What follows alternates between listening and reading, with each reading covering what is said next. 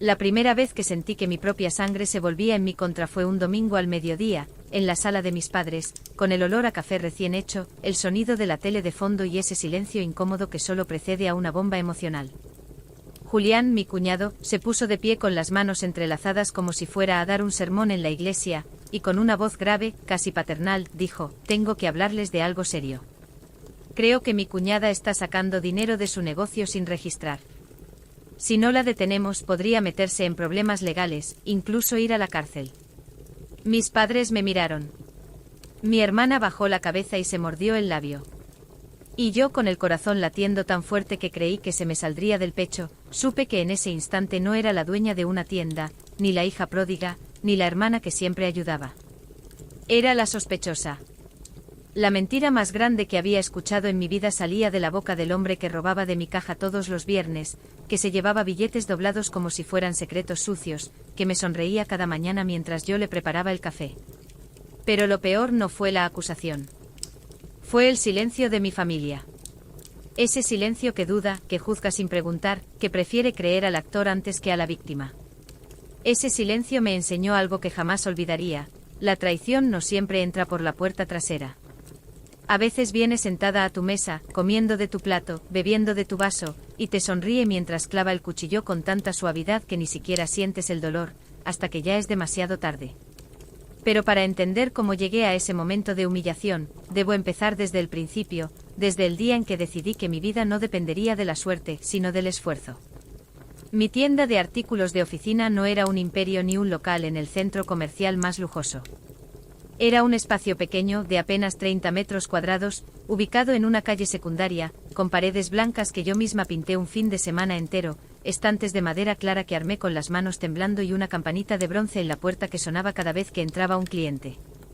Pero era mía. Cada lápiz, cada cuaderno, cada archivador tenía una historia. La construí con las uñas, literalmente. Durante 3 años vendí productos puerta a puerta, cargando una mochila con muestras de papelería mientras caminaba bajo el sol, la lluvia y el desprecio de quienes decían que era una locura. Artículos de oficina, en esta ciudad, se burlaban algunos vecinos. Mejor consíguete un trabajo de verdad. Pero yo sabía que detrás de cada emprendedor, de cada estudiante universitario, de cada secretaria agotada, había una necesidad real de orden, de herramientas, de confianza. Y yo quería ser esa persona en quien pudieran apoyarse. Por las noches, después de trabajar en una cafetería como cajera, estudiaba contabilidad en un cuaderno viejo, subrayando fórmulas que no entendía al principio, pero que con el tiempo se volvieron mi segunda lengua. Ahorré cada centavo, rechacé salidas, no me compré ropa nueva en 2 años, y dormía con una libreta roja sobre la almohada, la misma que mi abuelo usaba para llevar las cuentas de su carnicería, con las esquinas desgastadas y su nombre escrito con tinta que ya se desvanecía.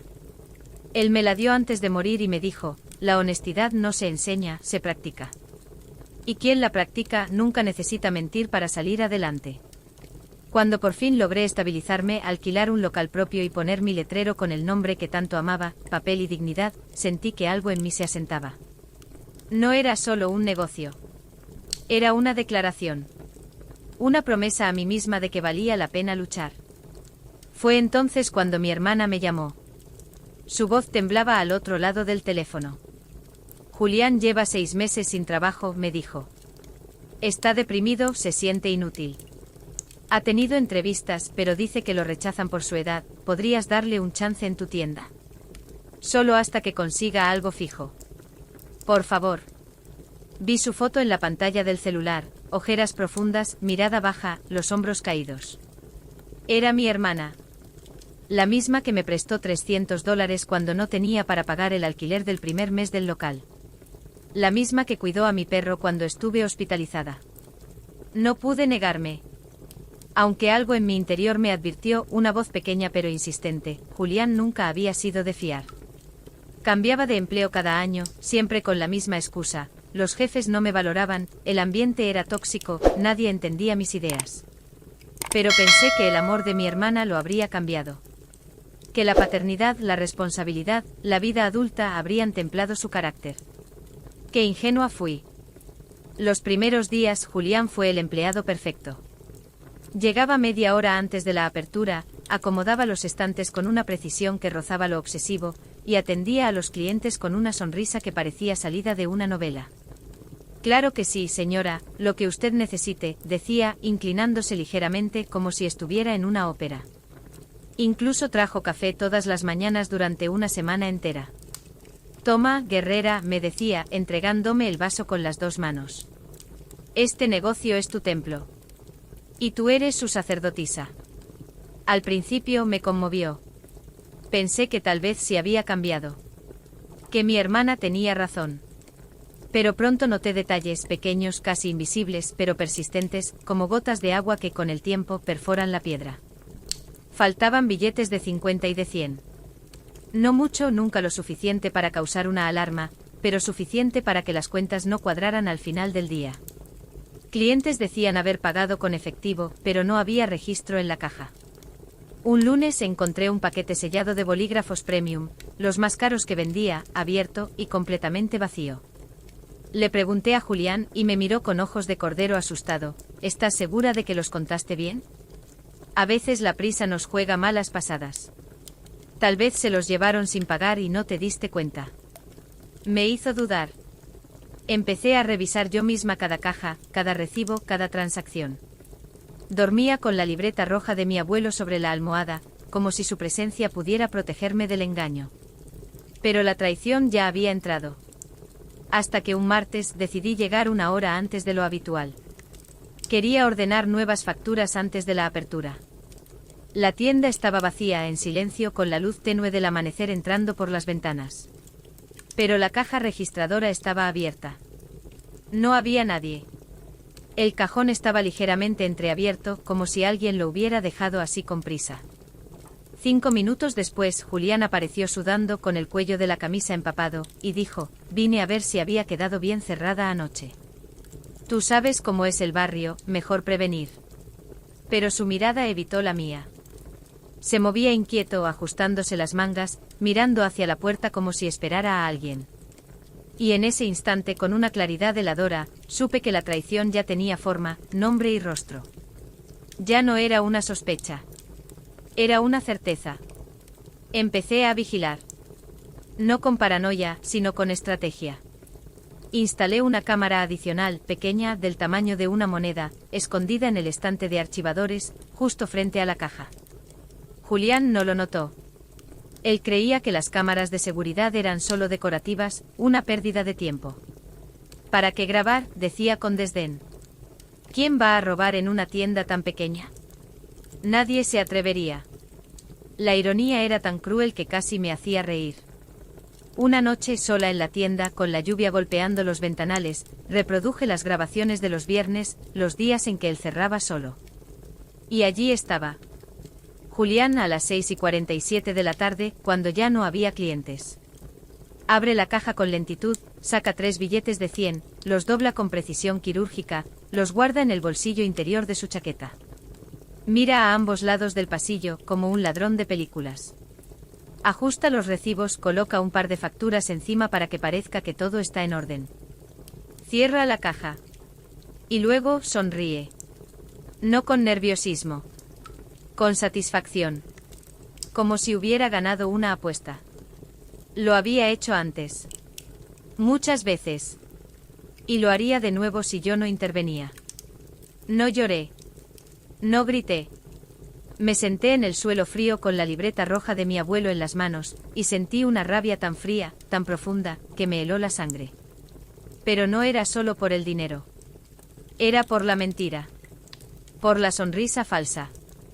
Por el «eres una guerrera», que me decía cada mañana mientras me clavaba un puñal. Era por la traición disfrazada de lealtad, por el abuso de confianza disfrazado de amistad. Y fue en ese momento, en medio del silencio y la lluvia, que tomé una decisión: no callaría. Porque si yo callaba, le estaba diciendo al mundo que la familia tiene derecho a destruirte. Y yo no aceptaría eso. Y entonces, como si el destino quisiera probar mi fortaleza hasta el límite, sucedió lo impensable. En la reunión familiar del domingo siguiente, Julián no solo me acusó. Hizo un teatro completo, digno de un Oscar. Estábamos sentados alrededor de la mesa, comiendo el pollo que mi madre había preparado con tanto cariño. Julián se levantó, se aclaró la garganta y con una expresión de profunda preocupación, dijo: sé que esto no es fácil de decir, pero como parte de esta familia, siento que tengo el deber moral de hablar. He notado cosas raras en la tienda de mi cuñada. Facturas que no coinciden, dinero que desaparece. Creo que ella está sacando efectivo sin registrar. No sé si lo hace por desesperación o por error, pero si no lo detenemos, podría meterse en problemas legales. Incluso ir a la cárcel. Mis padres me miraron con ojos llenos de duda. Mi hermana me tomó la mano y me preguntó en voz baja, casi suplicante: ¿estás bien? ¿Te pasa algo? ¿Estás estresada? En ese momento entendí que él no solo quería mi dinero. Quería mi credibilidad. Mi lugar en la familia. Mi identidad. Quería que todos pensaran que yo era la loca, la irresponsable, la que no sabía manejar su propio negocio.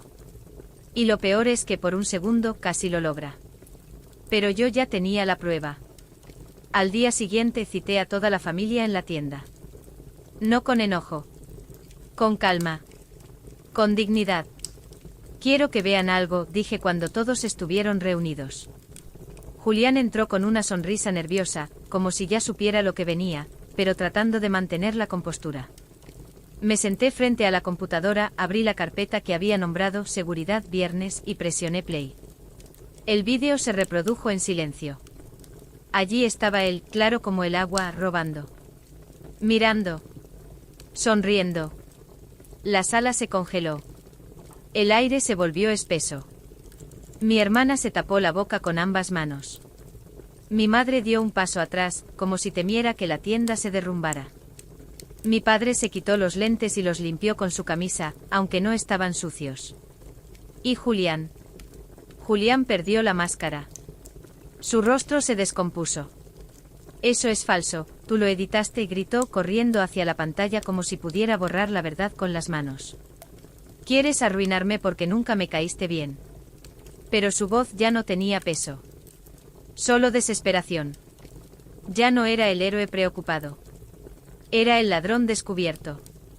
Y el silencio de mi familia, esta vez, no fue de duda. Fue de vergüenza ajena.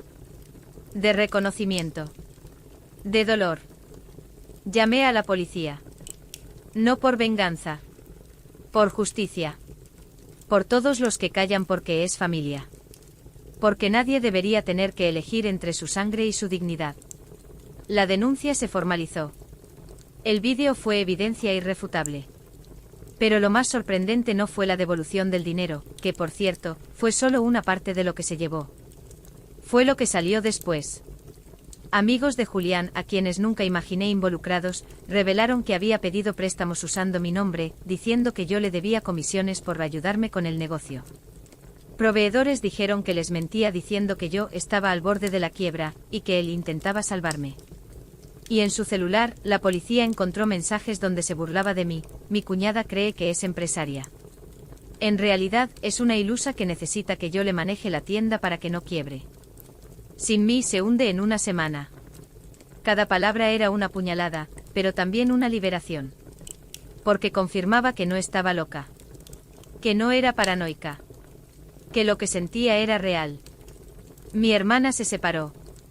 No fue fácil. Lloró por semanas, se culpó, se preguntó cómo no lo vio. Pero también me abrazó una noche con los ojos hinchados y me dijo: gracias por no callarte. Porque si tú no lo haces, ¿quién lo hará? Yo tampoco lo vi, pero ahora sí. Y no voy a permitir que nadie más me manipule así. La apoyé. No porque perdonara lo que hizo, sino porque su dolor no era culpa mía. Ella también había sido víctima de su manipulación. Y merecía sanar. Con Julián fuera de mi vida, la tienda volvió a respirar. Las cuentas cuadraron. Los clientes regresaron. Incluso los que se habían ido por los rumores. Reorganicé todo.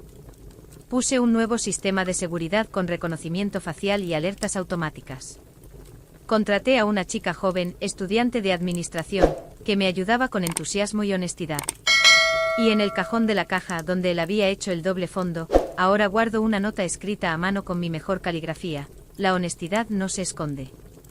Se practica. Hoy, cuando abro Papel y Dignidad cada mañana, no siento alivio. Siento orgullo. Porque defendí no solo mi negocio, sino mi nombre. Porque entendí que la lealtad no se hereda. Se elige. Y elegirme a mí misma no fue traición. Fue el acto más leal que he hecho en mi vida. Julián pensó que robaría mi dinero. Pero lo que realmente intentó robar fue mi credibilidad. Y eso no se recupera con lágrimas. Se defiende con hechos. Con pruebas. Con la verdad grabada en alta definición. Porque al final no necesité gritar. Solo presioné play. Y el silencio de mi familia fue más fuerte que 1000 acusaciones.